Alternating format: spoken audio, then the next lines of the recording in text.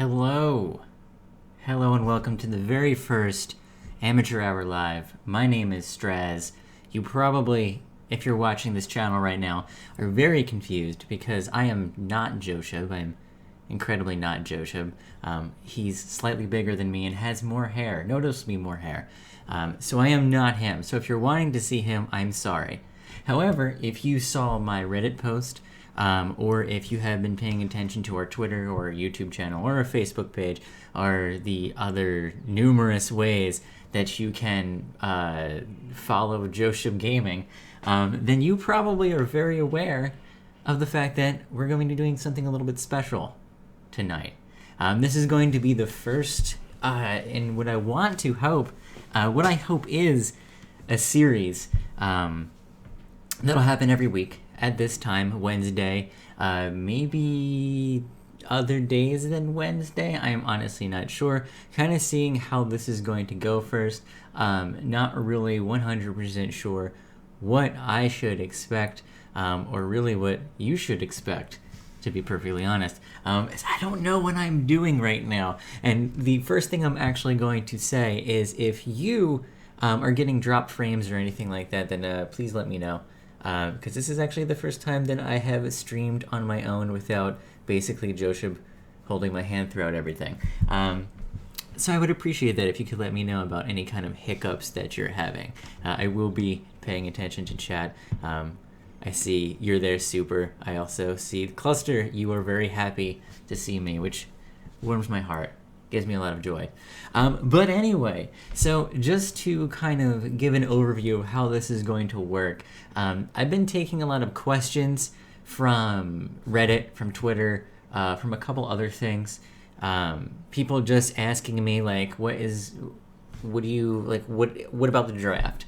What about the general strategy? Usually if you pay attention to the videos that we put out on Amateur Hour, on the Josheb Gaming channel, as well as the Monday Melee, you'll see that we talk about like positioning and stuff like that, but in like 6 to 10 minutes, you don't really have a whole lot of time to talk about the game. I mean, when you're talking about Heroes of the Storm, it's a little bit more complicated than like, oh, okay, so like this 5-minute team fight, this is totally everything. And I thought one of the ways that this is kind of exemplified perfectly was one of the playoff games that we had just saw, that we just casted between Miasma, eSports, and Shadow Brotherhood.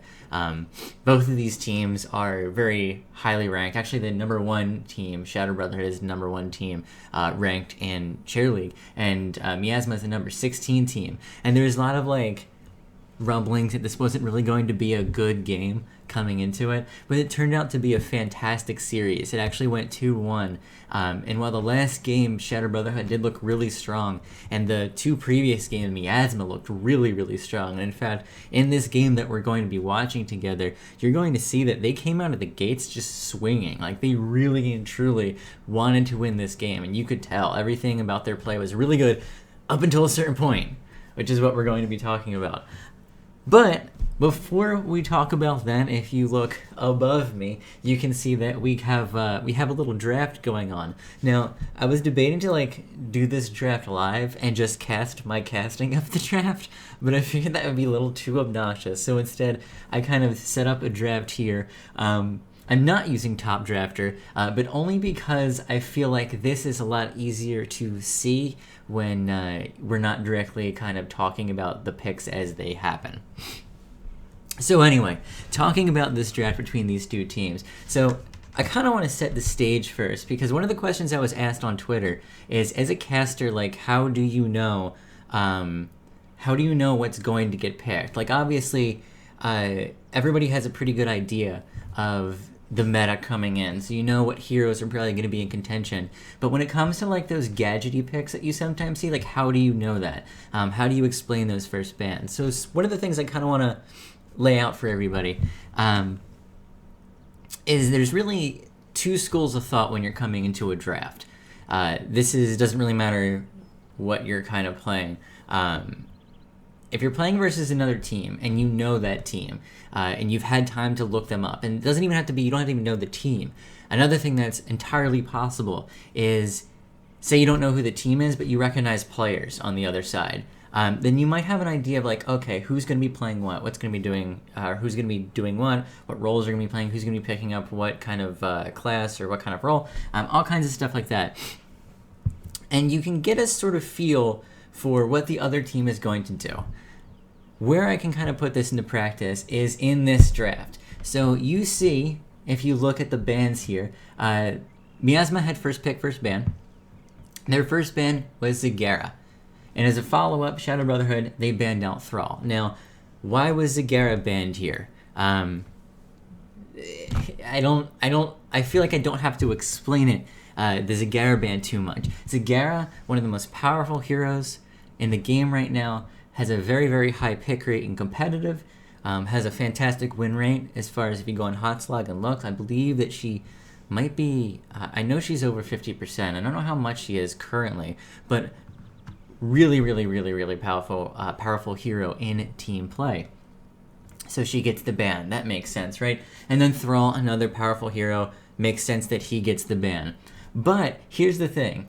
This is where we're going to get stood up. We're going to start talking about strategy. So Shadow Brotherhood coming into this, if you were watching the cast on Monday, you would have heard me talking about how I really expected them. If they picked Dragonshire, I expected them to go for the high mobility comp over, say, going for the straight-up, in-your-face team fight comp.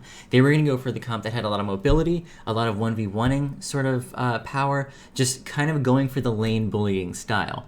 Miasma, on the other hand, I didn't know that much about coming in. We'd had casted the game for them earlier in the season, but it had been so long and it was on a completely different map that we had no idea what they were going to do. But Miasma had this information too, and I was really, really, truly expecting a ban on Falstad. Now you're probably saying, well, why would you do that? Why wouldn't you ban out one of these really, really strong heroes? So, kind of let you in on strategy when it comes to banning. I think in competitive play, if you're in Share League, this is probably a great tip for you. It's not a good idea to ban out one of the strong meta heroes as the first pick.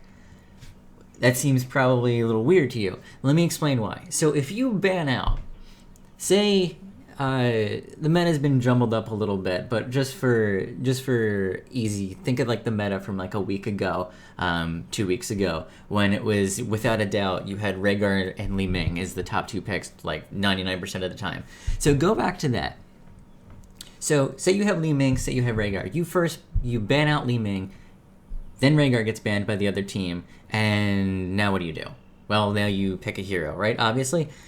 What you can do instead of that, and this is much better, you ban something else that's not Li Ming or Rhaegar if you have first pick. Because in that case, it's going to jump over to them, and they're going to have the choice, do we ban one of those heroes, or do we let one of them pass?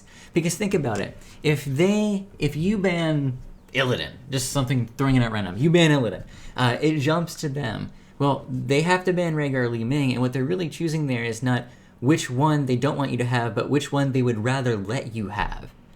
So it kind of puts them in a bad position. They have to give that up to you. So you can kind of ban something, instead of banning a meta pick, you can ban something that's going to make it harder for them. And in Chair League or competitive, it kind of really depends on where you're at. Your choices are one or two things. At least in my eyes, your choices are one or two things. If you really know them. So like Miasma here, if they had watched the VODs from the previous week on Dragonshire, they would have saw that Shadow Brotherhood favored the really mobile style. They picked Falstad, they picked Brightwing. That's what they were going for. So what do? You ban out Falstad. This is going to cripple them. It's going to take a hero away from them that you know they want to play. And you're going to take that away, and at the same time, they're going to look at you and they're going to go, well, do we ban the meta hero out, or do we let them pass to the other team? It makes them have a hard choice or pick a hard choice. The other thing that you can do, when you're coming into a draft, you should have a strategy in mind. One of the biggest mistakes I see casting Chair League is you get teams that kind of just like, they're really, really, what's the best word here? Responsive. Or reactive, rather. So they really don't have a strategy coming into the draft as far as what they want to do. Instead, they just react to whatever the other team is doing. That's never the way you want to play, because if you're just reacting, you're going to get to that point where you can't react anymore. And eventually they're going to figure out that you're reacting in a certain way, and so, okay, we just can pick these things to kind of bait picks out.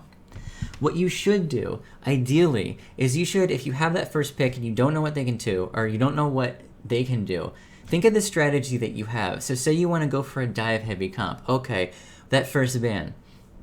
You know your first pick, it's going to telegraph kind of what you're going for. So what can you ban out that's going to make your life a lot easier? Say, for example, you know you want a comp that has Lunara in it. Well, Illidan does really well against Lunara. Zul does really well against Lunara. So what do you do there? Okay, you probably want to ban him out, because that's going to make it a lot easier for you to work with your first pick. You always have to try and think ahead of the other team. The draft in itself is kind of its own mind game. The other thing that you have to be wary of, and this is one of the reasons why if you watch a competitive tournament, you don't get those like super fun, like incredible picks, like Cloud9 during the BlizzCon, the Grand Finals, the World Championships. They didn't pick Murky, and they didn't pick Abathur until you got to the end. And the reason why you do that is because you never want to telegraph your picks. You don't want to give your enemy team, the team that you're facing, an opportunity to counter it. But at the same time, you have to be really sly, because you don't necessarily have to pick something to say we're going in this direction. Like, for example, if it's down, if you're 2 or 3 picks in and you haven't picked something that's like really core, like if you haven't picked a Li Ming or you haven't picked a Jaina and those characters are still on the table, then it can be reasonably assumed that you're not going for that caster, that heavy, damage build. You're not going in that way. Maybe you're going for a divier build, or maybe you're going for some like weird gadgety build. You saw this more when the Korean meta, so-called, with the 2 warrior meta was really popular, because all of a sudden, if you saw an early warrior pick that was more of a bruiser, then you obviously know immediately what's going to be coming down the line. So that's kind of what you have to do when you're playing draft. Now, to bring that into this draft, just a little bit. So to start off with, right, Miasma, we talked about the bans now. They ban out Zagara. In response, Thrall's banned out. So then what happens? Well, then you have a Li Ming pick out of Miasma. That's obviously, they really wanted that Li Ming.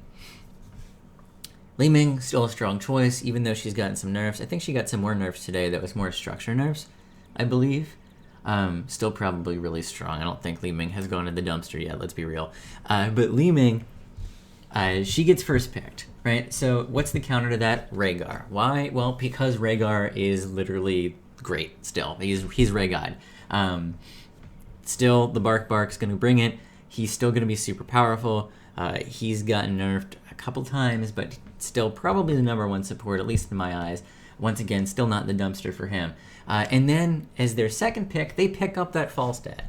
And this was actually something that made me really happy, because I kind of, before this draft started, after watching and looking at the previous match, I knew exactly the kind of direction that they were going here, and then they actually did it. So, just looking behind the scenes, like whenever you hear a caster call something out, like way ahead, before a pick's even made, and then the other team does that, you just feel great. You feel like the best. And that's exactly what they did. So they pick up the Falstad. Now, when they pick up the Falstad, what this tells Miasma is exactly what I was saying before. It telegraphs to them that, hey, Shadow Brotherhood wants a little bit more of a mobile comp. They want something that's going to be a little bit, they're going to have some mobility dancing around the map. So that kind of gives you an idea what their next picks are going to be. So what is Miasma's response to this? Well, they pick up Muradin. And then they pick up Greymane. Greymane, a good choice. Greymane, once again, really strong in the meta. Actually surprisingly strong recently. And Muradin, still a fantastic tank. But both of these picks, one of the other things that they do is, while they don't counter the mobility, of Falstad necessarily, if you get a stun on Falstad, and you have Li Ming on your team, and you have Greymane on your team, he's gone. He's basically going to evaporate. I believe that actually happens in this game at least once. Falstad basically only has his barrel roll. Once he gets Epic Mount, he can use his Z as an escape, kind of, but he really doesn't have super high mobility, and if he does get caught out, especially after that barrel roll, he's just gone. Just 100% is going to evaporate. His charred, disgusting feathers are going to be just like thrown in a garbage disposal somewhere. Whatever. Now, this is where we actually saw something interesting with the Joanna Sonya pick here. This was not expected. I was actually really expecting them to kind of go in a little bit different a direction. But in theory, this is actually really strong with Rhaegar, because his lightning shield is going to do really well on Sonya, and is also going to do really well on Joanna too if Sonya's not around. So that pairing does make sense. Not going to spend too much time on it. Then Miasma, in response, picks up, they pick up Tassadar, and they pick up Kharazim. This was also really surprising to me, because I truly thought, instead of the Tassadar or Greymane, they were going to do something like Tassadar Brightwing. When I saw Tassadar, I almost was 100% sure that Brightwing was going to be in there. Now, Brightwing is probably, in my opinion, one of the most underrated heroes in Heroes right now. 2 reasons for that. First off, on this map, the mobility that she provides, the ability to jump around trim lanes, which is incredibly strong, especially because on this map, which we'll talk about when we get into the game, the typical laning style that you want is you want your support player to be at bottom. So if you have your support player at bottom and you have a 3 roaming and 1 at top, that allows your support player to kind of be really everywhere if they're Brightwing. So I was really expecting that. It didn't happen. They went with the Kharazim instead. And I don't necessarily think that's a bad choice, especially since Greymane they know is going to be in the action, and Myrnin's in the action too. But a little weird to me, because I was expecting... If Brightwing wasn't there, I think I would probably, honestly and truly, expect maybe even an Uther in this. The combos of the stuns and also the ability to be a little more flexible in the backline and to kind of top Li Ming off a little bit easier than, say, Kharazim has the ability to. I think that would be a more logical choice. Not a logical choice. I don't want to kind of like shit all over the choices that they made. But I don't know if I agree with that Kharazim choice. I especially don't agree with the Kharazim choice. Seeing in the game, he goes 7-sided strike instead of Divine Palm. And I think Divine Palm is a must-have still. It's gone down in favor in the meta, especially when paired with someone like Tassadar. But I still think with Li Ming dies so fast if she gets out of position, especially versus a Sonya team that has always has the threat of diving on top of your Li Ming and just completely ignoring everyone else, especially when you pair that with Sylvanas. I really think that there's a lot of potential to just erase her, and that doesn't really happen a whole lot, but nevertheless. But finally, the real pick that had everyone going crazy in chat was Sylvanas. Now, Sylvanas is, in my opinion, the most underrated hero in Heroes of the Storm. 100%. I am so positive of this. I know Arthalon speaks highly of her, and one of the reasons why she doesn't get picked is because there's just so many stronger heroes in the meta that are just so good. But this makes a lot of people think that Sylvanas isn't as good. But I think there's 2 things that make her really good in Heroes right now. The first thing, that structure buff that increase the damage of structures, in my eyes, that increases Sylvanas' value because she turns them off. Right? It was before that change happened, it was a legitimate strat, and you saw this in Cheer League and Team League, even in Hero League sometimes. You'd rush across, you'd kill a tower or 2, or even more than that, and the other team would have to respond, and you kind of trade early, and fade out. You can't do that anymore. You will die. You will die, you'll be setting yourself up there, and you'll just get just absolutely destroyed. As the towers will be doing a ton of damage to you, and then they'll just be like, what are these people doing? Don't they know what patch it is? And they'll just collapse on them, and your team will get wiped. Everyone will get mad and rage at each other, and it'll be a bad time. Sylvanas, though, lets you do that. Lets you push really early, and we've actually saw this in Cheer League, and not in the playoff games, but earlier in the season, right after this nerf happened, where someone picked Sylvanas for that explicit purpose. They just bypassed the early team fight, took a tower, went back. That's not the only reason Sylvanas is good, though. Sylvanas is really good on maps where clearing things is more important than necessarily getting the kill. And you're probably thinking, well, are minions really that important? Yes. Minion waves are incredibly important, especially on Dragonshire.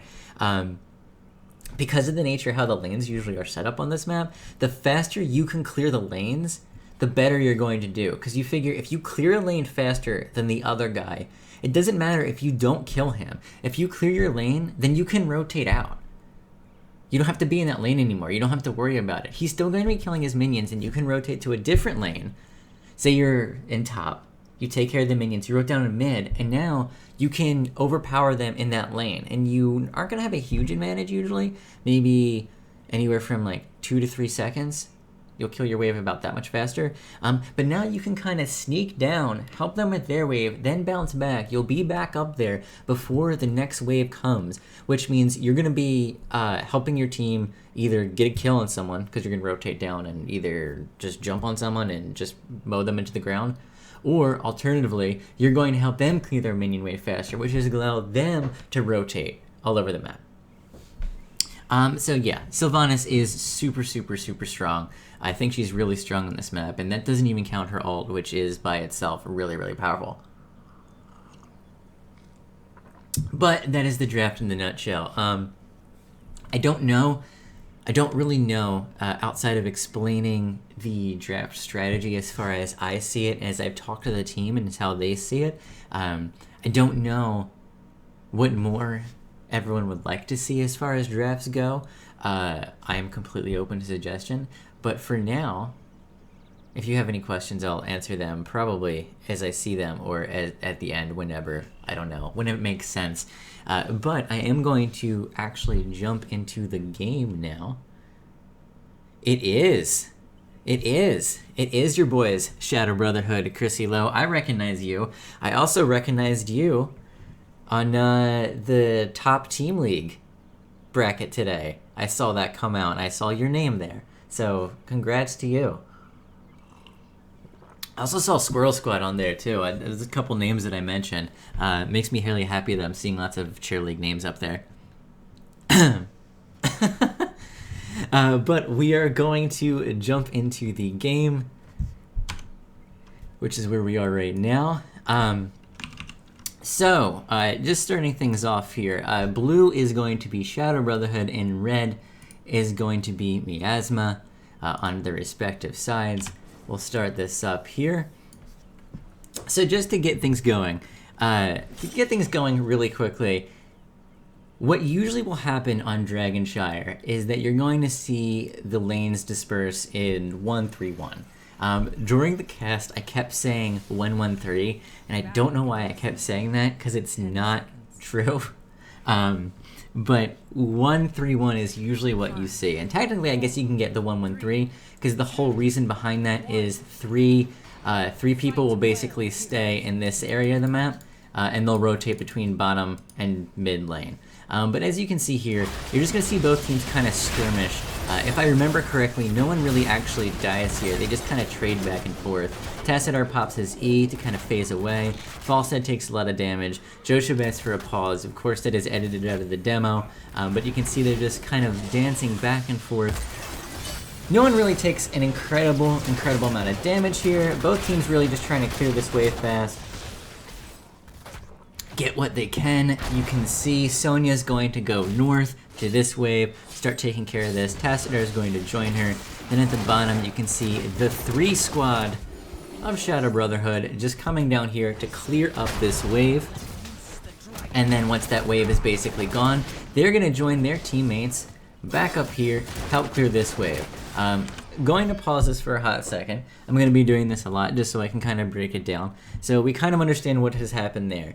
But the reason why, just to be absolutely clear, to talk about these lanes really quick, because they will break apart. I just want to get this out there. So right now, the 2 choices here. Sonya is up here because Sonya is pretty strong 1v1er. Especially in the early game, she's pretty strong. Tassadar, same thing. Tassadar does really well by himself. He's actually really, really good when it comes to clearing waves, too. Surprisingly good. A lot of people forget about this. In mid lane, typically you will see a 1v1 here, but you will see this rotation of 3 people come up once this bottom lane, once there's like no experience to soak. you can see that Miasma is a little bit slower on this than Shadow Brotherhood is. They're playing a little more cautiously, a little more reactively than Shadow Brotherhood is right now. They're going to come down here. Karazim is going to come down here, and you're going to see something that's going to happen to him, because this, when you have all your people grouped up like this, you have a general idea where they are, so it allows you to just rotate a lot cleaner, and to kind of just surprise people and get those picked off kills.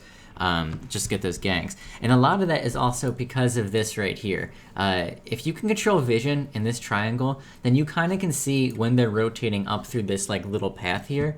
And this totem is actually doing a great job of that, which I'm sure is probably intentional after watching Shadow Brotherhood play for the last little while. But anyway, starting this back up, you can see exactly what happens. Li Ming gets spotted out by that. You're going to see as soon as this wave's cleared up, they're going to rotate down, and then all of a sudden, poor Karazim is going to have an entire grouping of Shadow Brotherhood just completely just slam his face right into the pavement. Murden's going to come try and save him. It's going to be too late. Grayman's also going to be coming from behind, not going to be able to do much. Falstad getting a little close there. You're going to see that's going to catch him eventually in this game. Actually, I think it might be on the next garage. But you can see coming up here, you're going to be doing this. Chrissy Lowe, I think it's worth pointing out, especially now that you're in chat, you use Haunting Wave so many times offensively that every time that we see you use it defensively to get away from someone, it's like notable. It's incredibly notable. It's like, okay, he's not trying to kill someone with it. That's really something. Up here, you're going to see Sonya is going to start to get bullied. This is essentially, I'm going to pause this once again. This is a strategic choice. This is a strategic choice on the part of Shadow Brotherhood, because at this point, you can see that they're capturing this shrine, which this shrine is pretty important. But they're capturing this. They know that they're not really winning min at this moment, but the waves aren't really close, so they have some time. So what do they do with that time? Well, Shadow Brotherhood, they keep putting their pressure down here, and they've picked up on this, so they want to try and put some pressure up here. Strategically, what I imagine Miasma's trying to do by this is to pull people away from Shadow Brotherhood to get them to come up to that top lane, to try and even out this pressure a little bit so they can get things going in their own time. Because one of the things that often happens is when you don't feel comfortable in this portion of the map, it can be really, really difficult to get your groove, because you're just never going to feel like you can rotate through here, and if you can't rotate through here, you can't create pressure, so you have to do it somewhere else.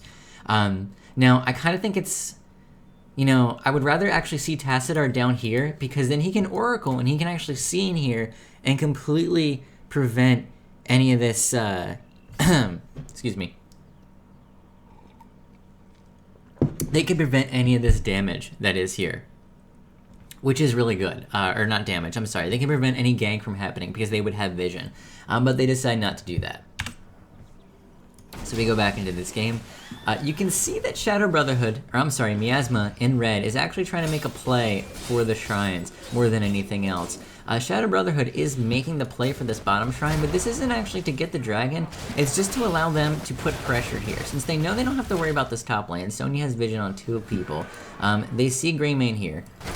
So they just come down here, and their whole goal is to get a tower. Now, one thing to point out is, in doing so, you saw some minions died here. They gave up this experience. That's probably a known call. Their hope is that they can get enough damage down here to make up for that. Now, that doesn't necessarily happen. They do get the tower, which is good, and I think I'm not sure if they actually get the second tower. Don't think that they do, but it doesn't really pay it off, and you can see by the experience, actually, Miasma has a bit of an experience lead, very, very slight. They just kind of caught up. They're bouncing back and forth, but neither team really has much of an advantage. Now, Shadow Brotherhood has secured both shrines. You're not going to see them go for this in earnest. There's 2 reasons for that. One, the experience at this point is honestly way more important than getting this dragon. This dragon this early in the game, all it's going to do really is get maybe 1 tower. That's not enough to really justify pulling everyone from all your lanes. It's much more important to have people in lanes soaking, getting the experience, and getting to 10 faster than it is to get that dragon. That doesn't mean that you can't try and get it. As you can see, Miasma is basically trying if they have all the lanes soaked, there's no reason not to do this. They are taking some damage. They are going to lose this, but hey, why not give it a shot? See if you can kind of juke them out.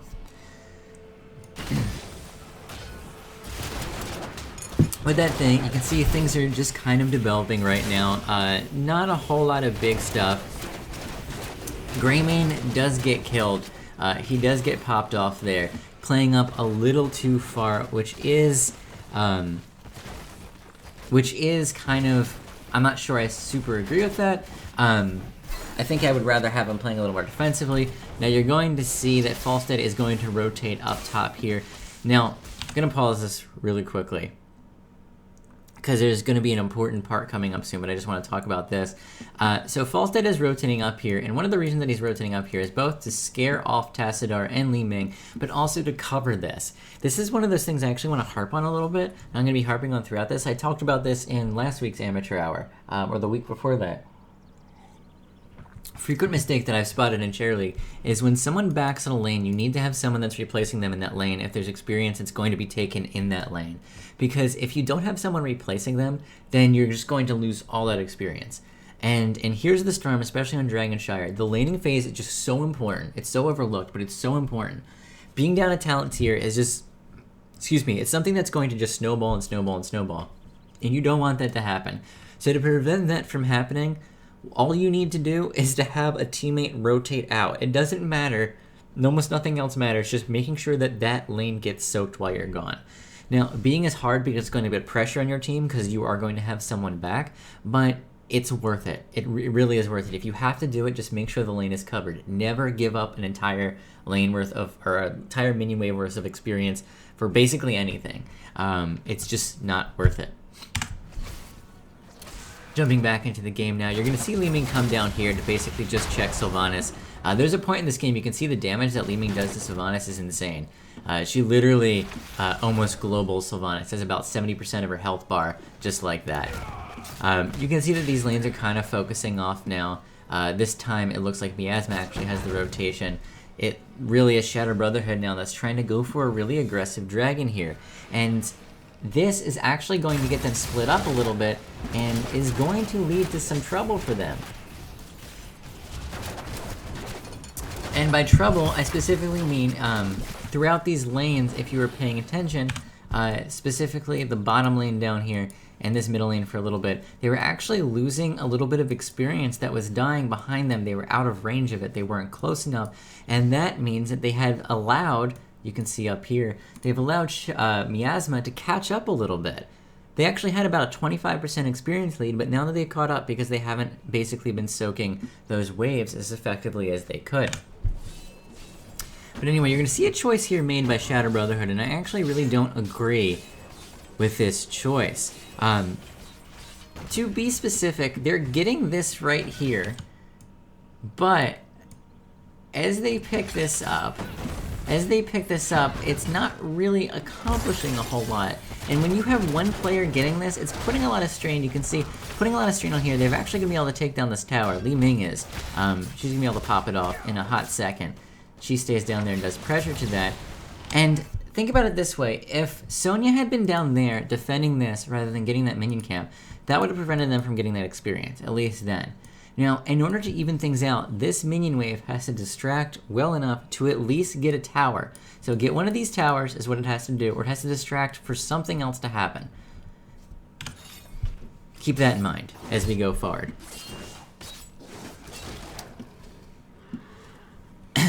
Now we're going to go down here, and you're going to see Falstead jumps into this danger zone, the Bermuda Triangle as Dredd likes to call it, and he gets completely just dumpstered. Sylvanas almost gets dumpstered, and they kind of just win this fight. Now the whole reason why this happens is, once again, Miasma's been doing a really good job of controlling this area of the map. And essentially, as soon as they see anyone out of position here, they can jump on them, and that's exactly what they do to that Falstead. So now, once again, consider all that they've gotten out of this. You're actually going to see that this is going to be taken care of. Tassadar is going to come up briefly to just capture this to save things. Sonya died right around here, once again getting ganked by this Bermuda Triangle. But Tassadar is going to save this. Really, out of this wave, he's going to kill these before they manage to kill this tower. They didn't get a whole lot of value out of that camp. It was really a silly camp to take, a little too early to take it. And in fact, when you think about it, they lost 2 players. They lost a tower, all because of that mercenary camp. It all started there. You know, this is one of the things, just to pause this again, when we talk about in the amateur hour and Monday Melee, and we talk about choices like this, right? You have to, when you're taking camps, you have to be taking them for a reason. You can't just say, oh, well, okay, we're not doing anything right now, time to take some camps. When you take like boredom camps, I guess we could call them, typically that's not a good sign. It means that there's something else that you probably could have been doing, or you usually could have been doing, especially this early in the game when the camps really aren't going to distract from anything. And instead of doing that thing or helping your team defend or attack or push or put pressure in a lane, by getting those camps, you're basically allowing the other team to take advantage of a 4v5 situation, if you think about it. And that's exactly what Miasma has done here.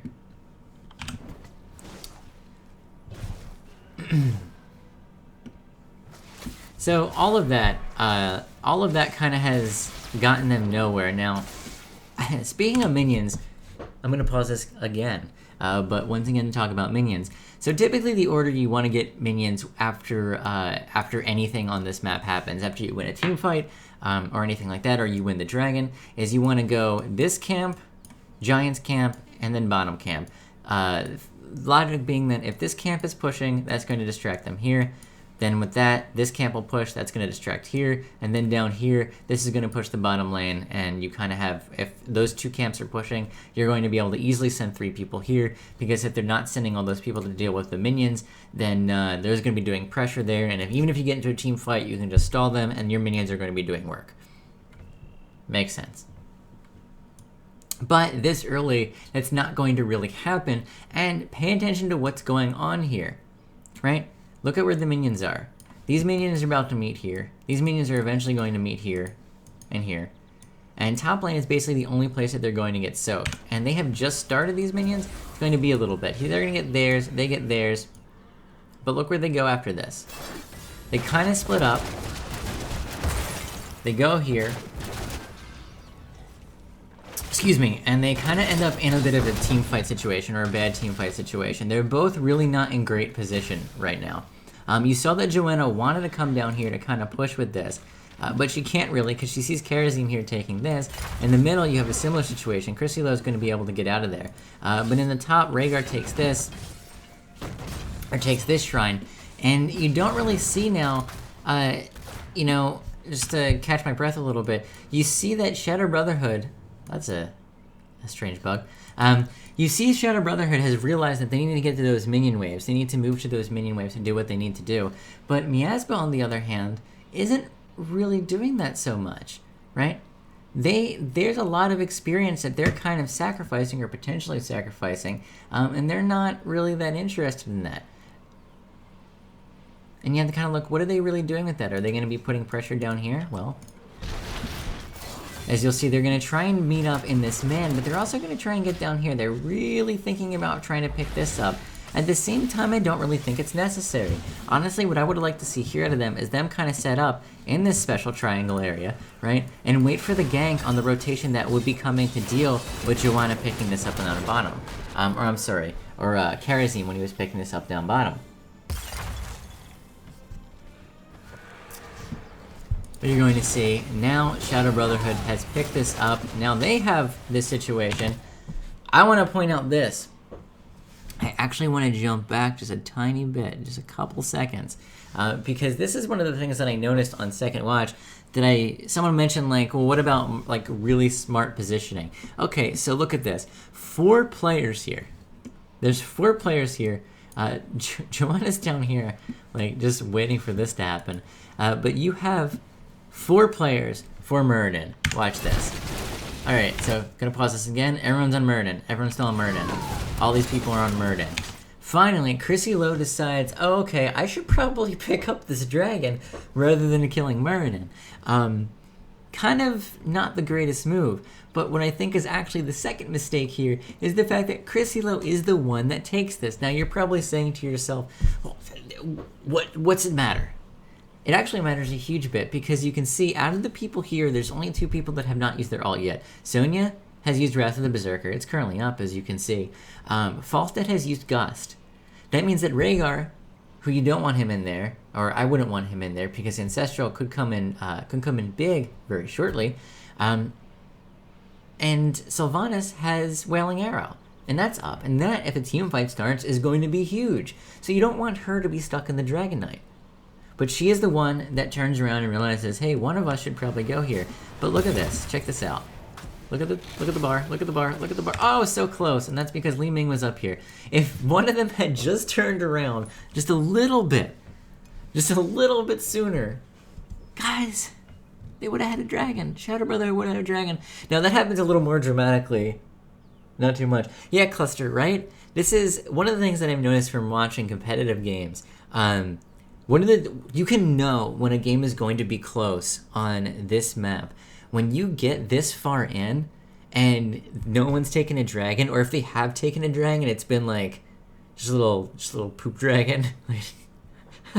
I don't know what that was supposed to be. But like it just doesn't do anything. It's just like, I'm gonna kill the tower, and like that's it. And you don't really see any combat for it. That's how you know it's going to be good. Because one of the things that bad teams do is they overvalue the dragon. Up until I would say about 13 to 16, the dragon really can't do a whole lot.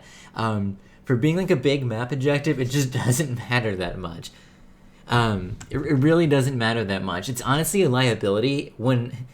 I think it's... I forget who said it. It might have been Dunk Train. When you go into the dragon at this point, like before a team fight, what's actually going to happen to you is you're going to be at a huge disadvantage. Because it's almost like a 4v5, because you don't have your ult when you're in the dragon, you don't have your abilities when you're in the dragon, and like punting people is fine, but even with the buffs to the punt, like you still can't do anything that big with it, and the Dragon's Breath really doesn't do a huge amount to players, so it's kind of like, it's not really that worth it. So people overvalue it. When they're not overvaluing it, they're playing the experience game. Who can get to that late game dragon first? That's how you know when you're watching a good game. So back into this, Chris Elo has not gotten the dragon, but they do have a lot of pressure mid here. They're going to take advantage of that. Sylvanas coming into play here, going to be able to take down this tower, which is fantastic. Down at the bottom, you're going to see Joanna get melted by 7-sided right there. Falstad gets there a little too late. And now, all of a sudden, it's Miasma who has the dragon. But hey, look, Sonya up here catching it, making sure they don't get it. But all of a sudden, things are turned around in the middle. The pressure's coming the other way. They need to do something. They have control of this Bermuda Triangle once again. They're going to move down. The pressure's going to come down here. They want to get this tower. You can see they have an experienced lead. They want to get to 13 first. It's a big deal. That talent tier is going to imagine quite a lot. You can see now Sonya is going to rotate down. At this point, this is kind of an all eggs in sort of scenario where, they are putting all of them in the basket of let's kill as many towers and get to 13 and kind of, okay, Greymane can come up here to capture this and maybe clear that wave. But they really want to get towers. They want to get structures. They're forcing it a little bit. So how do you respond to this? How do you respond to like seeing that they're all over the map now, trying to get as much as they can? Well, you go down here. You go down here. Why do you do this? Easy, look. What are they gonna do? They see this is a bad move on Miasma's part. They want to get the dragon. They want to get the dragon. They can't get this though, and so now they have to push this and try to defend it. But hey, it's too late. Look how far they're pushing in here. Well, the response here is, oh hey, we're gonna push there for it. Except with Li Ming and poor Greymane versus a 4-man push, it's not gonna happen. It makes a huge difference, especially they have Sylvanas. You never want to get into a base or structure race with Sylvanas. You're not going to have a good time. You're going to have a pretty bad time, in fact. And that's exactly the kind of time that they have, as that goes down. But you see nothing is going to happen here. Joanna is going to come up now. She is going to be putting the hurt on them. Falstad's going to come in. He's actually going to try and corner Greymane. Going to do a ton of damage to him. Believe he gets away, though. Think he does. Yes, they actually turn around on Falstad. He takes a ton of damage. He's going to be able to get away, at least temporarily. They're going to back off. Everything's even, except in that little trade there, look at the experience. By pushing them, making that call, they saw, hey, you know what? Miasma, they had broken up. They seemed like they really wanted to go hard on this structure, right? They took down the towers. But then, rather than continuing to push as 5, they said, oh, wait, experience is important in this game. And so then they went up to top lane, they went to mid lane, they split things apart. I kind of jumbled that explanation a little bit before, but they split things apart, And as soon as they split, Shadow Brotherhood said, okay, you're going to split apart like that? Well, now it's our turn to take the structure. They took that structure, they took the fort, they took the tower that was there. That's put them back in this game. They're not quite caught up in experience yet, but they are doing a pretty good job.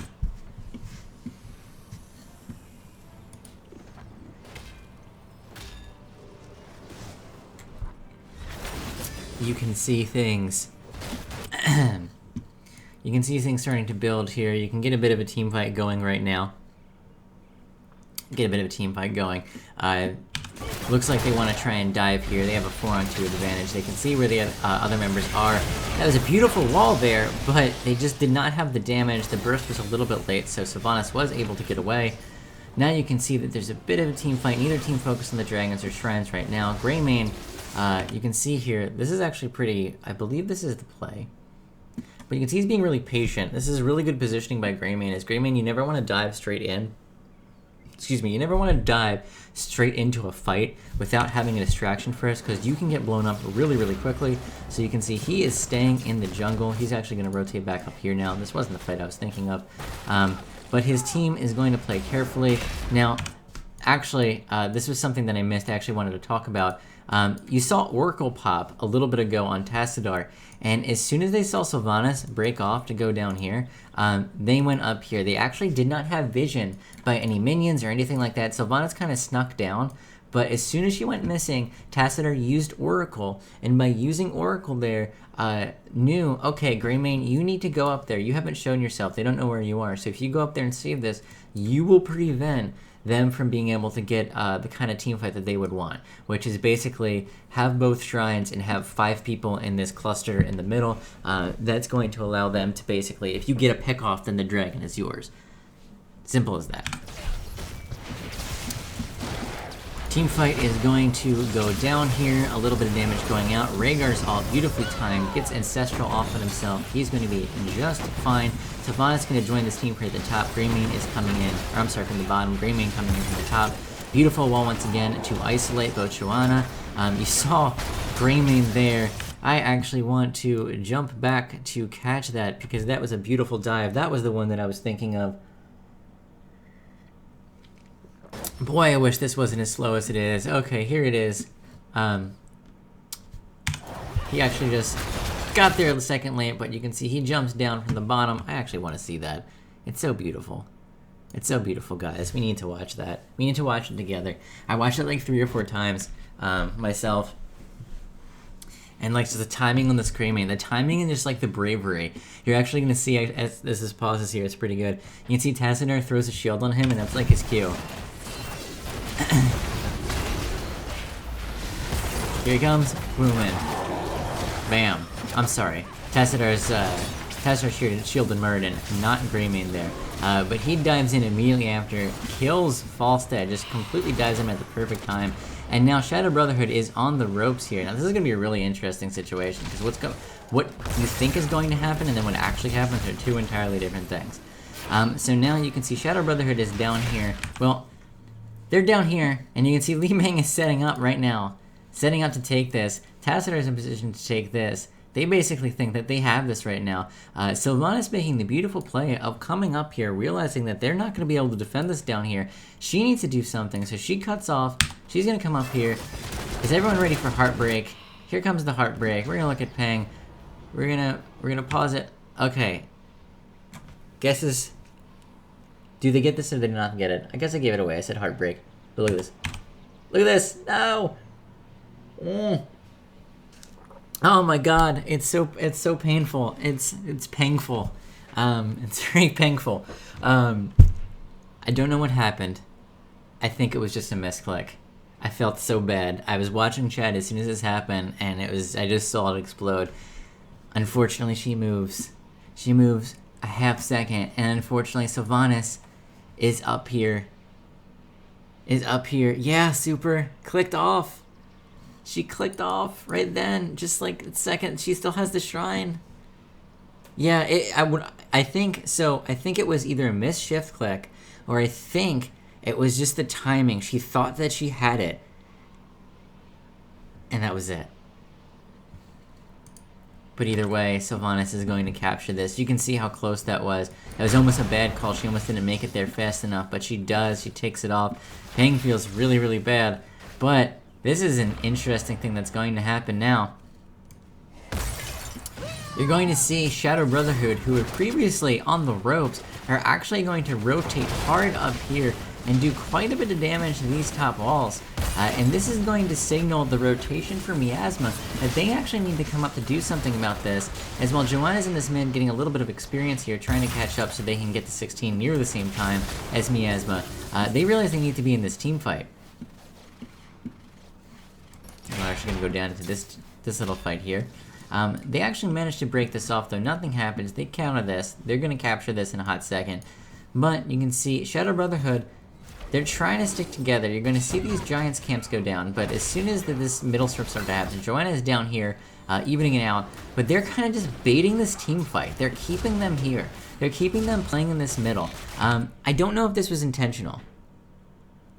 I don't really know if this was intentional. I wish Chrissy Lowe was still in chat, because I would love to ask if this was an intentional move by them to hold them here. And the reason why I think it might be intentional, or I kind of have this hankering, is because they know that they're about to hit 16, and if they get caught into a team fight with both shrines caught, then they're going to lose the team fight, unless they catch up. So by sticking here and holding them here, they're basically saying this is the only experience you can get. Tassidar's up here, they see him, but that's not enough experience to hit them, I'm pretty sure. It kind of corrals them just long enough for maybe Joanna to catch this wave, maybe someone to rotate up here, probably Sylvanas kind of sneak up and get a wave of experience, or just maybe wait for their wave. I'm not sure. I think it might have been intentional to just kind of stick them here, wait for these Giants. But now we're about to see a beautiful play.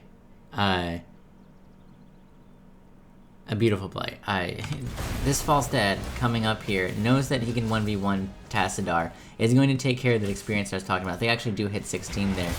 But now, you're going to see, once again, we're talking about how fast that false dad gets blown up, how fast false dad gets countered. Look at this.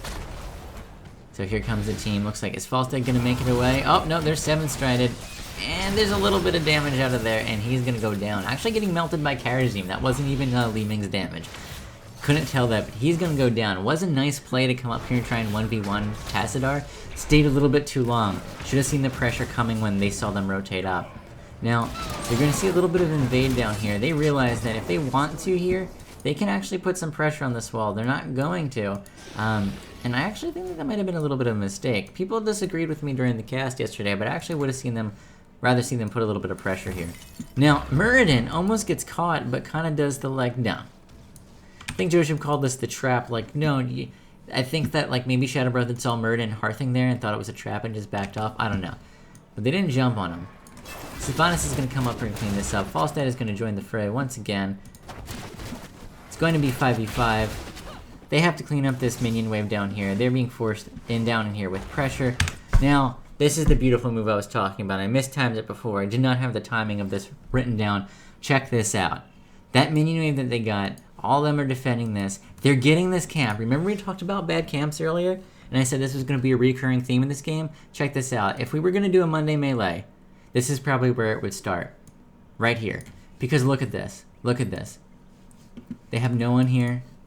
They have no one here guarding the shrine. 2 people here, or 3 people here, getting this camp. 2 people here defending this. Look at this. No one's in mid, nothing there, right? And they know that Shadow Brotherhood right now has 5 players up. They can see them doing this. They know that this is shifting. They know that this is not being controlled by them. Excuse me. But they don't do anything about it. They played beautifully up to this point. Falsehead's going to fly in. Sonya's going to be right here. They know they have it. This is going to get captured. They're going to pick this up. This gets captured in time, but Sylvanas, Sonya, Joanna all come up, capture them at a bottleneck, and now all of a sudden, Shadow Brotherhood has a dragon, guys. Look at this. Now they're doing pressure. Now they're putting the pressure out. They just came behind. They lost a team fight. They're down a level. They didn't get 16 before their enemy. They were down a talent tier for a while. And somehow, just by better communication right there, and by a little communication misstep on Miasma, they managed to pull off this dragon. Beautiful stuff. Now, while they do pull it off, you're going to see that they aren't going to do a whole lot with this dragon. But they are going to be able to get a little bit of pressure out on this fort. You can see they're playing very cautiously. You have to versus Li Ming, because if anyone gets caught out, even the dragon is going to melt a little bit here. You can see they're going to fall back. They're going to take care of this wave, this very scary push coming out. Sylvanas is going to come up and take care of that. She's more than enough, though. She'll think she gets some help from Sonya there. Dragon down here is going to basically be an experienced dragon. They're not going to really do anything with this dragon for just the sole reason that can't really do much.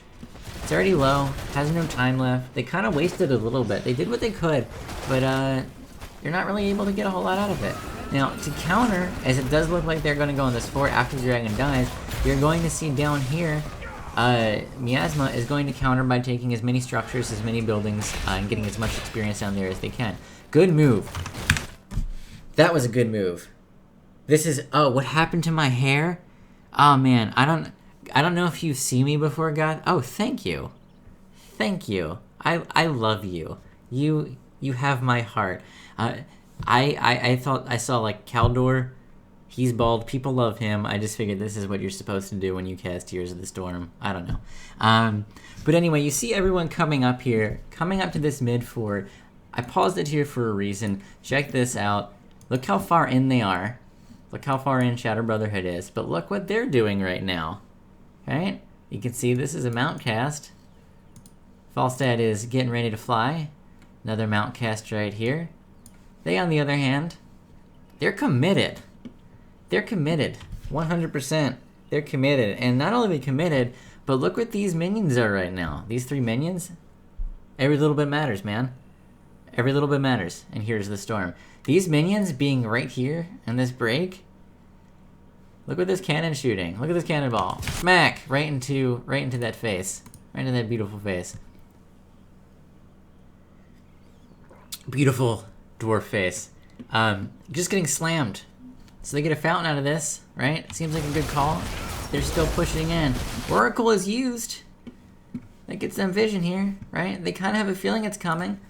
They see Joanna. Now, you can see Murden at this point knows that something's up. They know that.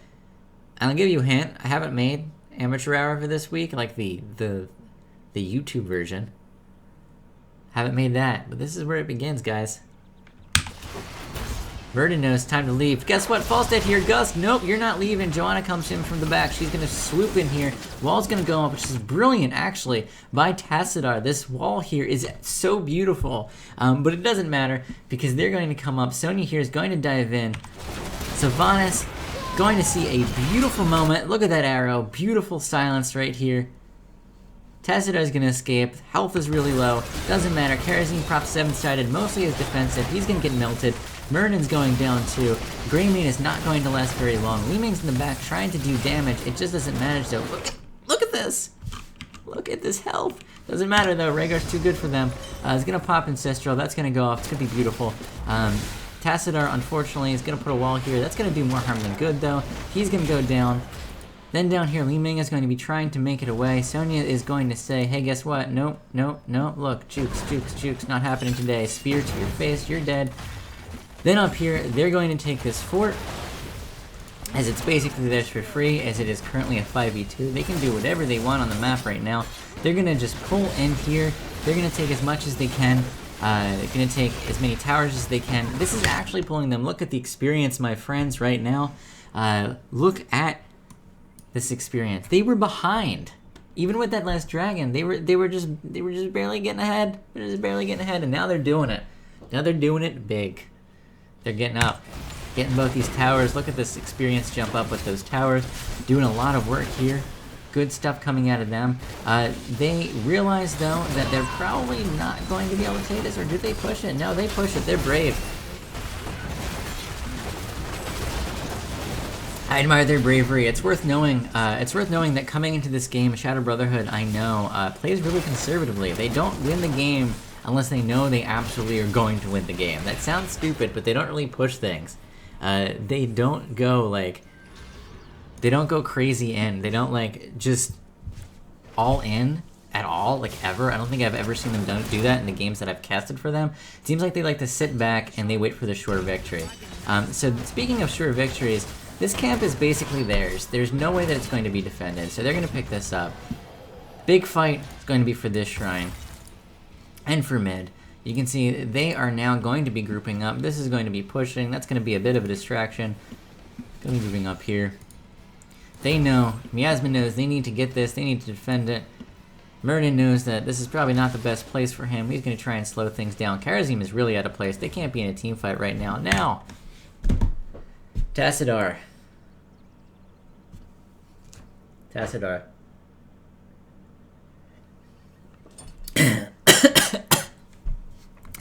This was the game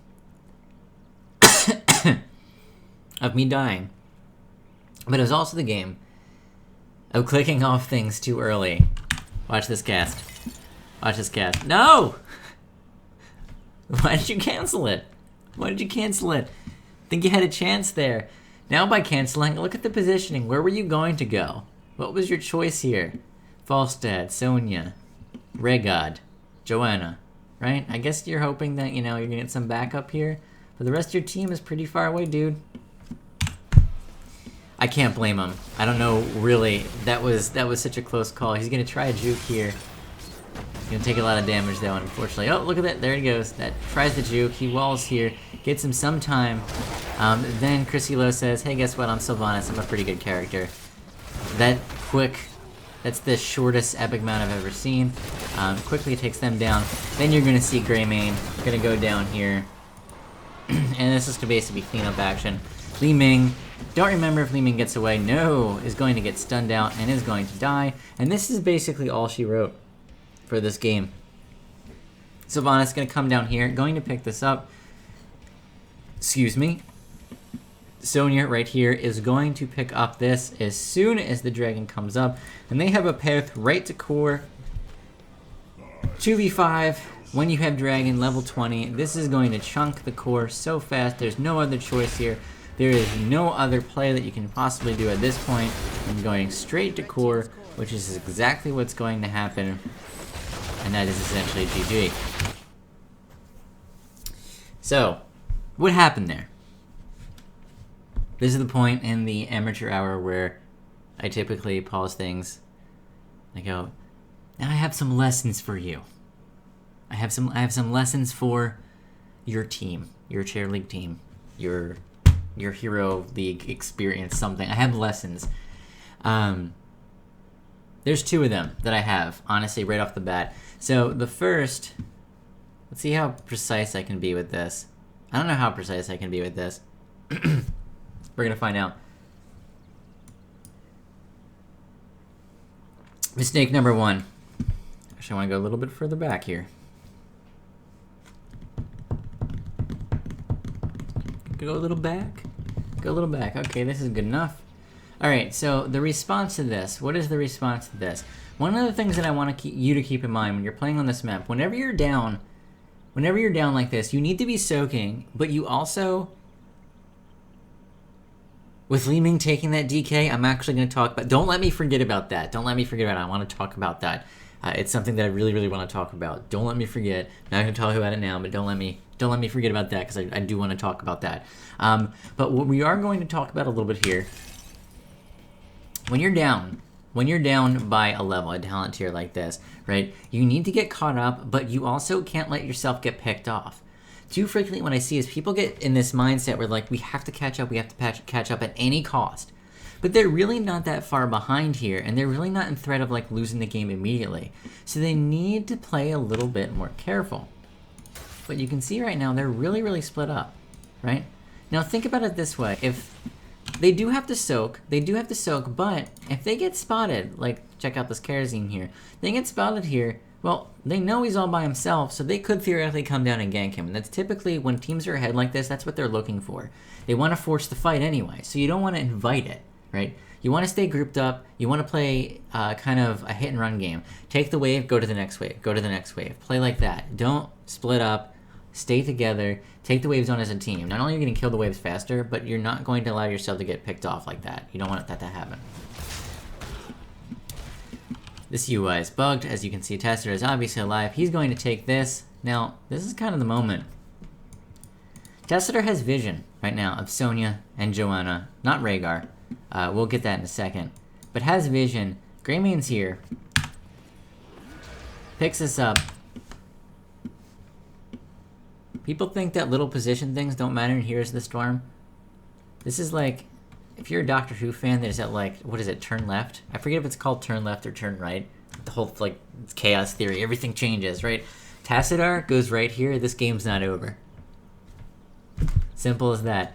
And there's no reason for him to go this way. He's going to Hearth. We know that he comes in this bush and then Hearths, but there's no reason for him not to just go this way. He pops E, he gets through here. Sonya's not going to be able to gank him. His team's going to be here, except for Karazim. That's another problem. Karazim is way out of position too. Karazim can't be here defending this right now. Obviously, this is going to be a problem because it's coming and defending, but they need to wait for this team fight to be over or for them to hit 20 or something and then take it. They just have to deal with the fact that they're probably going to lose this wall. It sucks, but that's what they have to do. So you can see he begins his Hearth. Falstead jumps up here. Now, you're probably saying, well, if he went that way, wouldn't he have gotten caught by Falstead? Falstead would have seen him, but he would have been able to pop the E, and he would have been able to sneak away. His team would have been able to come around here and back him up a lot more. Li Ming would also be able to back them up a lot more. But you can see he cancels it. Now he's going to come around this way. He pops E then. Now, the other thing that he probably could do here, a force wall right here would have probably been pretty sweet. It would only delay them for a little bit, but he doesn't actually need a whole lot to escape. He gets the stun off, pops a Z again, force wall here. Now this actually isn't like the worst force wall in the world, but like he's kind of, when you're playing Tassadar, you have to think not just where the force wall is going to block the enemy out, but what it kind of does to you. So this means that he can only go in this direction, and he can kind of loop back around here, but if he goes up here, he's rip. He obviously can't go here. Ray God will just like solo him. It doesn't matter, he's 5 people. Gets soloed anyway. And he doesn't know Sylvanas is coming up here, so you can't be blamed on that. Though actually no, I guess he could, because Li Ming is right here. He sees vision of that, so he's, maybe that was his move, he's trying to come down here. But no, despite his best efforts, this is beautiful, Schnazzy. I hope you see this. This is short, just like mount up, just here, boop. That's all you need. He's dead. Now, theoretically,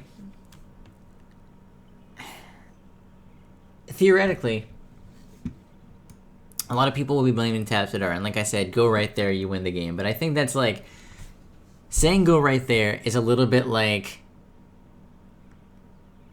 that's a little too Monday morning quarterback for me. I'll point it out so you can see that that's what happened and that's how that worked out. But I don't think that that's the reason why things happen. I don't think that's something reasonable. The thing that's reasonable is this. Don't agree with this. Not at all. I understand the theory, catch this and they can't get the dragon. But here's the problem with this. You lose one person in a team fight, you get picked off or you have someone else get picked off, they're gonna get the dragon.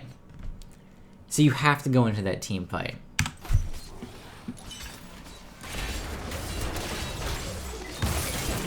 One more thing, gotta pause there to say, I honestly think that if they spot all 5 of them here for this, they might make a play for this, they might get it, but by the time, that'll allow you to get an experience wave, and then worst comes to worst, they get both shrines, you just come down here as fast as you can. And if you go, remember, I'm not going to go back.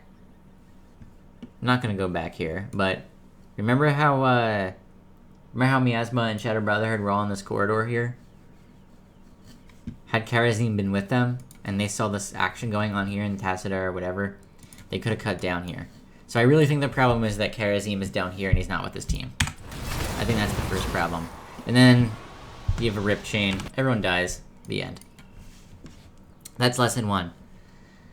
But That is not, I don't think, the crowning lesson. At least I don't think it is. I think that has to go to... I'm not going to go back because I do not have... Actually, I do have the timestamp. Let's see. I'll just kill time while this is going because Lord only knows. I don't know how fast this is going to take. But while this is going here, I want to talk about... Oh, wow, that was actually faster than I expected.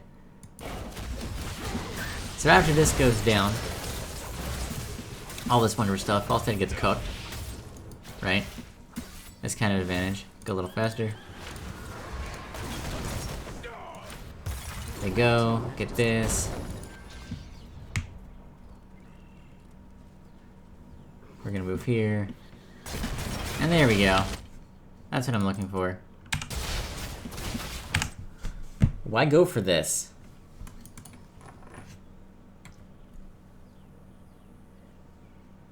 Someone tell me? Why go for this? This is a bad move. To stop being snarky for a second, when you are just picking up mercenary camps, or whenever you're picking up mercenary camps, once again, you have to be cognitive of where and what is going on in the map. You cannot sacrifice experience, structures, basically anything. Minions need to be like the last priority.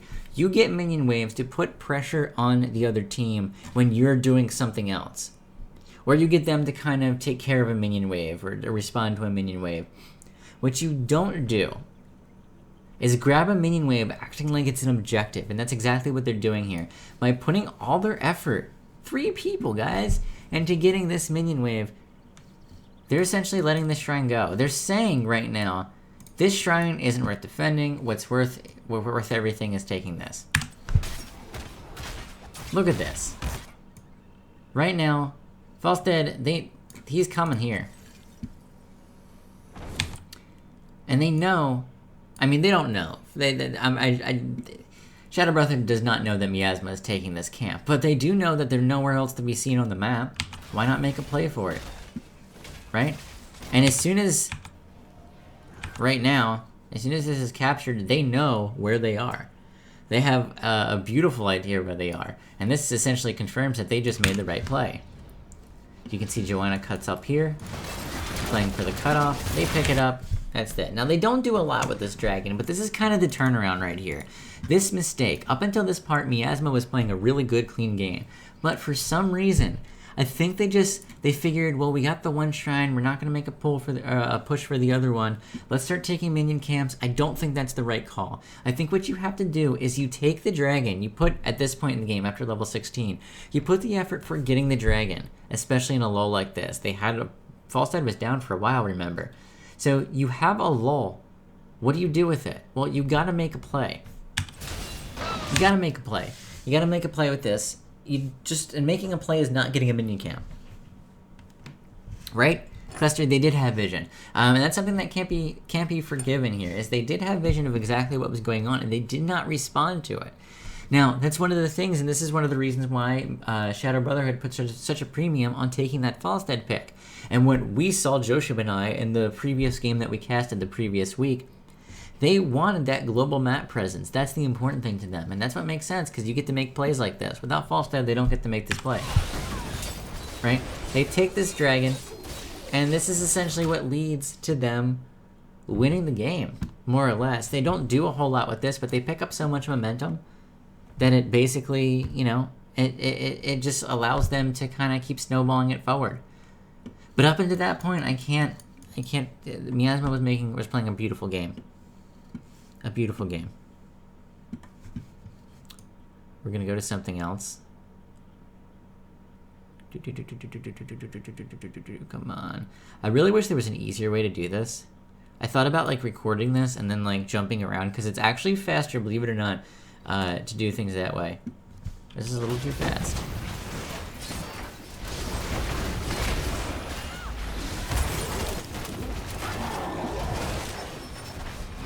Falstead goes down. I think it's right after this play. Let's see. Where is it? We have to find it, friends. Here we go. I'm sorry, Peng. So, this is like the moment. This is the moment that people were talking about. That. Does this cost them the game? What do you think? There's a slight delay on this chat. It's just basically the delay of me streaming to the internet. There's not like a 2-minute delay or anything. So I'm just going to wait here. What do you think? Do you think this caused their loss? Do you think that had they gotten this dragon, the game would have gone differently? If Peng doesn't move, does the game go differently? Does it change? Do you think it changes everything?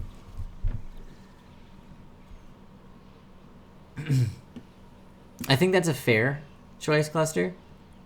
But I'm going to say no. I don't think it wins them the game. Or not wins them the game. I don't think it snowballs it for them. I'm going to tell you why. So Li Ming picks this up. She's probably going to go here. She's probably going to take this tower down. And I don't know if they're going to be able to get much more than that, honestly. Because check this out. They can't get these towers. They can only get this tower. They can't get these towers. So they have to push either this fort with this tower still up, or push this with this tower still up, this tower still up, or come down and push this. And if they're doing so, Falstad, right? He's going to be back up. Had she captured that, you figure, I am the dragon that returns, or whatever the hell that he says, right? Comes up. For that timer, comes here. Falstad's going to be up for defense. They're on position. Joanna's here. Sylvanas isn't, but she will be there quick. Sonya is. Rhaegar is, right? So they're all basically here. How they pick this dragon up, they're here to defend this. I think they get a tower. But I don't think that was actually something that lost them the game. Obviously, it's a mistake. It's a big mistake. But I don't think, in retrospect, seeing the rest of this game, exactly. Parallax, you can't really push into this for it. The best you can do up until about usually level 16, I would say the 13-minute-ish, you really can't push that hard unless you have 5 people up, right? Obviously counting the dragon. You have 5 people up, you have a minion wave, and you have the siegers that you need. Now, if this was Sylvanas, it was the other way, I would say absolutely. That was huge. 100%. But also consider Li Ming is their big siege character. Li Ming is the character that's going to be doing the biggest siege damage, and she's the one that's in the dragon too, theoretically, if she picks that up. So no, I do not think that they would have won. I actually don't think they would have gotten much out of it. I think they would have gotten a little bit ahead, but that's what happened anyway. Right? That's what happens anyway. So I don't really think that actually changed much in the grand scheme of things. Now, obviously, you can't say for sure. Maybe they push with the dragon and, Shadow Brotherhood misplays. And then all of a sudden the game goes and it's Miasma's game. They win. I don't know. But I can tell you one thing, and this is what I want everyone to kind of take away from this moment. This is kind of the last lesson of the day.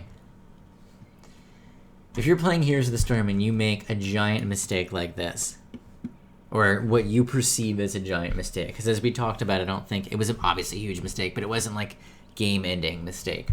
If you make a mistake like this, the thing that you have to take away, and the thing that your team has to take away, not just you, more than your team, and I'm not even, usually I say like, if you're playing Hero League or something, like if you're positive and you tell them like, go do this thing, and like, team follow me into once again, unto the breach. You're going to get them to listen to you. If you make a mistake like this, maybe mute chat. You're not going to... This isn't helpful advice for you, but if you're in Team League, if you play with people, you play in Chair League, and you make a mistake like this, what your team needs to know ahead of time is that, like, everyone makes mistakes like this. The thing is yes, it could have cost them a lot, but you can't go into it getting tilted. And I don't think it's accidental. Like, I don't think it's the actions directly that lead to this game ending the way it does. I think from this point on, all of a sudden Miasma starts playing a little bit sloppy. Their choices aren't that great, and I think the reason why isn't Peng. I think that if I had to be in Miasma's Mumble, Skype, whatever they use, yeah, they're all tilted. I think they're tilted. I think this puts them on tilt hard. Because there's no way that Peng was like, I'm still casting it. Oh, no, it went neutral. No, you know that there was some swearing by her, right? So that happens. That happens. And I think they got tilted. And honestly, I think what also tips me off to that is if you saw the game that came after this, the first game was really close. They won it, but they won the game. This game was really close up until that point, and it still was pretty close. It was anybody's game. Had they not gotten that pick with Karazimi at the bottom, it was anybody's game. I think, honestly and truly, this moment put them on tilt, led to some mistakes starting to happen, and then the next game, you kind of had some big problems. You know, they got in their head, I think. So really, you know, if there's any advice here, if you make a big mistake like that, you kind of just have to learn to do some yoga. Like Shavasana. Just, like, lie on your back. Just take it all in. Just let it pass. Continue playing Here's the Storm. Just let it go. That's what you need to do. And simple as that. So I think, my friends, that is going to be it. As far as the analysis of this game, went on for just about an hour, so it was truly the amateur hour, a little bit longer, but I think that's probably what we're going to end up doing. I'm going to check real quick. I might get drop frames in a second. If so, that's just because I'm alt-tabbing like crazy. But in the case, I just want to see if I'm getting any questions on Twitter real quick.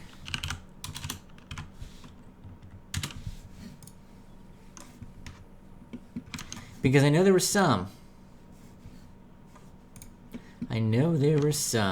Let's see if I can find it.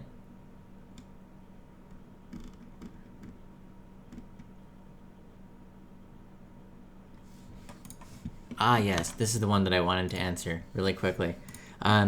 Someone asked me on Twitter specifically about minion waves. So say somebody has to come, I'm just going to leave this pause for example's sake. Say someone has to come and defend this wave. One person goes and defends it. What do the other 4 people do? Well, I think it depends. Until about level 12, 13 or so, I honestly think, it depends on the map, but at level 12 or 13 or so, I think you could send the one person to take care of it usually. Maybe 2 people to take care of it, depending on if you're pushing with giants or something, or knights. In that case, you might want to send 2 people to take care of it. But when one person is taking care of a wave, the other 4 people can be doing whatever that there is to be doing. If there's something that absolutely they have to go back to post 13, where one person has to take care of it, and the other people have to be at an objective or something else, and those people need to just be doing whatever they need to be doing at the objective. But my honest answer is, honestly, that was really redundant. You want to have everybody together as long as you can, and in like a 5-ball, a death ball, as long as you possibly can, even if it means sacrificing an objective for a little bit, because it's more important to enter the team fight as 5 than it is to poke with 4, or alternatively to poke with 3 or 4, get picked off, and then have a permanent 4v5. I think that's pretty logical, right? Now, if we're not talking about a map with objectives, or you're not really talking about an objective portion of a map, like say Tomb of the Spider Queen, say you're one person clearing a wave, what do the other 4 people do? In that case, the answer is they need to play cautious. The thing that you never want to happen is to get picked off. Simple as that. Now, I'm 99% sure that covers, I think I covered everything from the Reddit thread that people were asking me in this video. The stream. I'm pretty sure that was the case. I'm not 100% sure. No one's asking any questions. I think I saw a couple questions, but I'm pretty sure the Li Ming one was one of them. I think I covered just about everything else. So I'm pretty sure that can be it. I'm pretty sure that can be it for this stream. So we're gonna go back to the draft because it looks fancier than just staring at my monitor. And that's basically it. And yes, form. That is absolutely true. It is an art form. And if you're just tuning in now, or you missed this early on, or anything like that, this will actually be on YouTube. I don't know if it's going to be on YouTube tonight. It might be. I might get it up. I'm not 100% sure. I have to. Might wait until tomorrow. Yeah, it definitely will be up there. If you have any comments or anything like that, I would love to hear them. But I guess the thing that I'm going to say now is a pretty big thank you. I think I saw us get up to like 30 people at one point, which, like, obviously we're not tearing things down quite yet, right? But this is pretty good, I think, for something that I impromptu decided to do a couple weeks ago, and only started advertising a little bit. And if I'm completely honest with you, I didn't want to advertise it too heavily because I was afraid that, like, this was going to be a complete bomb. Like, I wasn't going to know what I was supposed to be doing. I wasn't going to be, like, talking to anything. Usually I have, like, Josheb by my side, casting with me. It makes it so much easier. Josheb's a great guy. It is a bit late here. I'm actually East Coast, so I need to go take care of a bunch of other things myself. But I can tell you that this will be on YouTube tomorrow. Once again, thank you. Yes, Form. I am very happy with the pilot episode. I'm very happy with all you fine people who have decided to tune in and watch this. I would love to see you continue to tune in. I think Wednesday at 10 is probably what I'm going to stick with. I kind of like that time. It allows me to get everything done that I need to get done. But I'm so thankful for you guys for tuning in. Josheb obviously is not here right now. I'm doing this on his channel. But we do have to thank you so much. We've been getting so much support since we started. I have to be honest, even though, like I said, not burning down the channel with subscribers or anything. But in all honesty, like, when we were back in BlizzCon, we were under the impression that, like, maybe like 3 people would be watching, like, any of our streams at any given time. So, like, we're beating that. We're doing it, right? But yeah, this is the beginning. And I'm glad that you're all here with us. Just as a final sort of sign off here, if you're not already, I really do suggest following me on Twitter, as I will have updates about everything. If you do not know my Twitter, it's actually, like, I don't think it's on the screen anymore, but it's CM Horniak. I think it actually might be down there. I know Josheb's Twitter is. You can find me easily enough, especially if you look at the YouTube channel. If you're not familiar with the YouTube videos, you've been just tuning in and watching this. This is an extended version of Amateur Hour, which is a very short 6 to 10 minutes video, kind of the summed up, nice and tight version of this. Also, we have the Monday Melee, which focuses on pro games. That's the other question that I actually had for everyone. If you could let me know, if you could tweet it at me, let me know here, wherever. Would you want this to stick to just amateur games, or would you actually want me to kind of do it 50-50? So, like, say this week I would do an amateur game, next week I would do a pro game, and switch back and forth. I don't know. I really don't know that. I know someone, I kind of suggested it, and I would love to be able to do it, to have a pro guest and kind of go through this with me. I don't know how realistic that would be.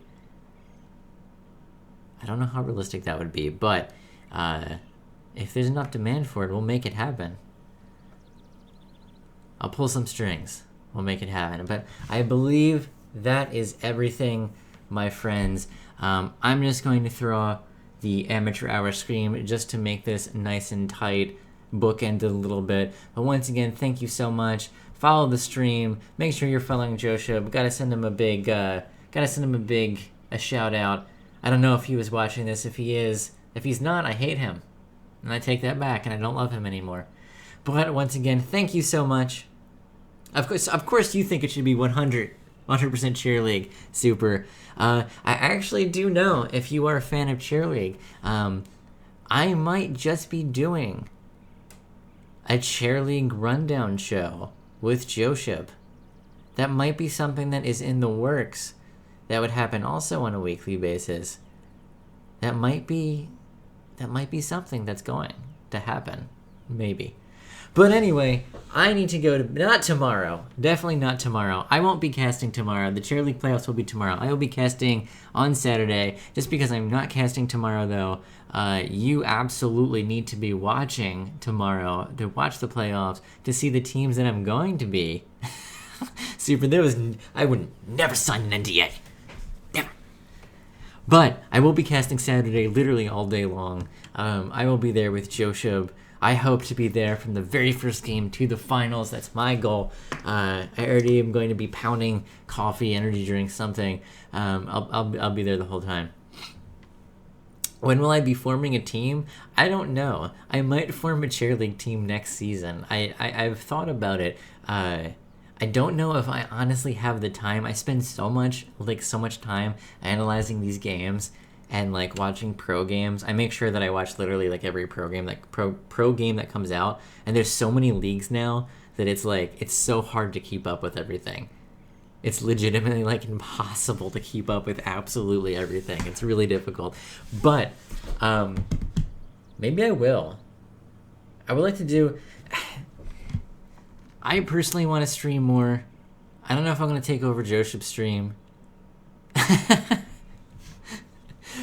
Josheb is good friends with Dread. I'm just saying. Maybe he can convince Dread we can just have him carry us to victory. Make me look like I'm really good at this game, and not just someone that talks about it.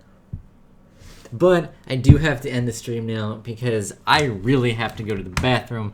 And also, it's a little late here, guys. But thank you so much once again. I really do appreciate it. I hope to see you here next week at this time. But that is all. I'll see you guys next week.